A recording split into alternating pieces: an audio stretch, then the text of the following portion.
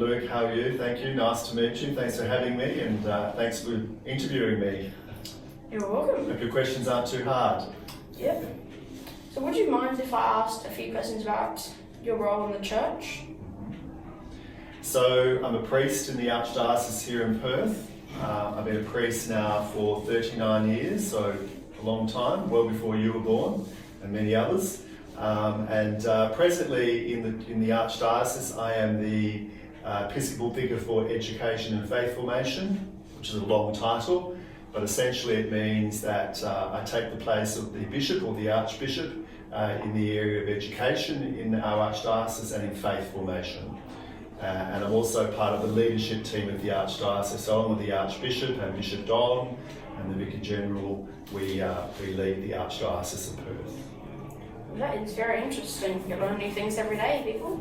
So my research finds that you're very important in the church community. Could you just explain what your role and title are within our churches? My role is as an Episcopal Vicar.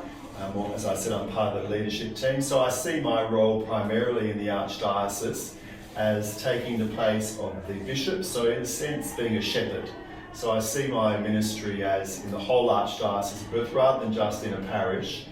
I kind of have a kind of oversight of many areas of the whole Archdiocese, and I do that kind of as a shepherd. So to encourage people, support people in their faith journey, to listen to how they're going in their faith journey, to support parish communities and agencies of the diocese in their journey of faith. Our topic for this morning is, what does it mean to be a disciple of Jesus in today? Can you share a couple of the main takeaways for parishioners who could not have been here today? Right, so today I'm going to talk about this discipleship, and there's a few things I'm going to highlight. So for those who won't be here, they might look these up on Google or various books perhaps, or script reading the Bible. And the first thing is that we are called, first of all, to be disciples of Jesus, to follow Jesus Christ in our lives, to have a relationship with the person of Jesus, one that involves prayer and being part of the community. And then we're called to be evangelized. Then we're called to take the gospel back to our homes, back to our families, back to our community. So being a Christian is not just sitting in church once a week, it's actually taking the message of God's love out there to the world in the things that we say and do. I think that's the most important thing. Well, that is very interesting. I'm going to take that into my day-to-day life. And so my third question is, so this here is my handmade tie-dye t-shirt for Harmony Day. And I think that Harmony Day is very important to all as it celebrates different people's cultures.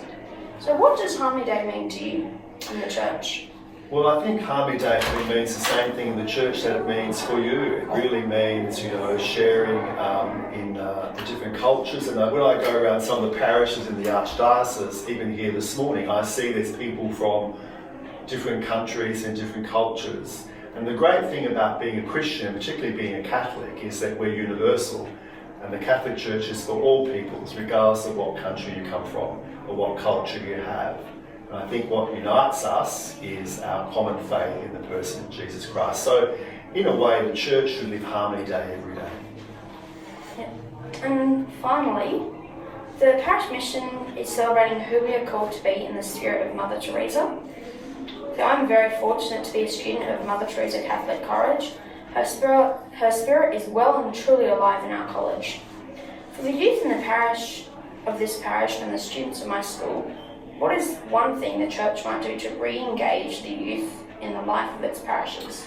Well, one of the things I think that young people are very good at and quite concerned about is social justice, particularly reaching out to those who are in need, those who are less fortunate than us. We live in a really lucky country, Australia, and most of us don't go hungry, most of us have a bed and food and a family. Some places don't, some people even Perth don't. So I think Mother Teresa would be an example to us of reaching out to those in need. And I think young people have a particular sense of that, of reaching out to people in need, families that are struggling, people on the streets. So I think that's one way of engaging young people. But also I'm thinking of what Pope Francis said in Laudate Si. Young people have a very strong understanding of the beauty and dignity of creation. So how we care for the world around us, not just the people in the world, but also the world around us.